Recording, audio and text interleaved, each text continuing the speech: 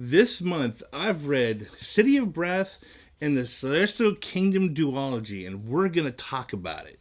Welcome back, book nerds. Thank you for watching, and like and subscribe to my channel. This is going to be a longer video. This is going to be a group review video of the books that I have recently read. Starting with City of Brass. City of Brass is a really fun story that takes place in the Middle East. This is a story about around the time of the Napoleonic Wars. So it's really based in our world, it's really based in history, and it's really well researched. This is 18th century Cairo. The characters are fantastic. They're just great. Your main protagonists are so engaging. They're so fun. And your main protagonist, Dara, is such a well-written character. Her voice is young. It's unique. It's got such a great way of writing for her dialogue. The dialogue is great. Everyone's voice is different. And I love that in a good book. To be able to write a good voice is really difficult. It's done really well. The plot is great. I love the magic system. It's just a very fun book, and I can't wait to read the next one in this series. I give this book an 8.7. It's really good. Not perfect, but really good. Next is the Celestial Kingdom duology, and that starts with Daughter of the Moon Goddess, a really fun book based in Asian mythology. Oh man, you could really tell that the author really knows her stuff.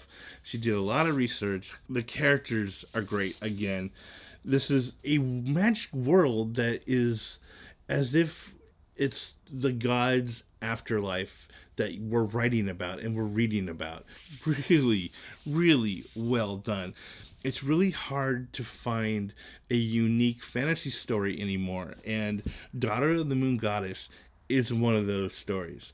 The writing style, I think that's what pulled me in the most, was her writing style. It really felt like R.F. Kuang.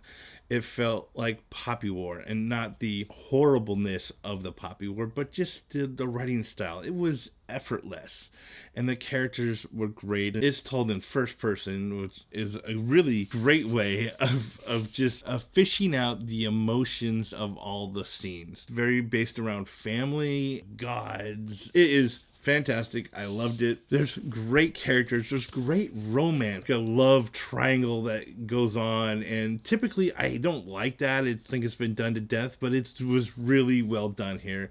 I absolutely loved it. Fantastic. And then we move on to Heart of the Sun Warrior. Another great book. This is book 2 in the duology, and sometimes when you have a duology and you get book 2, it doesn't live up to it. Sometimes it's good, but not as good. And I would say that I love this book even more than the first one. As a whole, I would say the duology is a solid like 9.0. Separately, I'd say this book's a 9.5. It was really, really cool. It was really cool to see the family dynamic blossom in this book. The love between the characters just get tested so much. Everything about her was tested. There was struggle. Nothing was easy. Nothing landed in her lap. She had to work for everything. I absolutely love this whole duology. I love Heart of the Sun Warrior.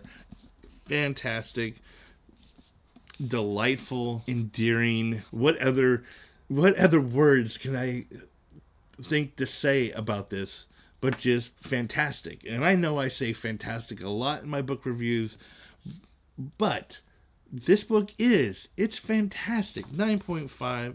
Absolutely loved it. Go read it. Read the Celestial Kingdom duology this year. It's worth your time. Thank you for watching, and read fantasy.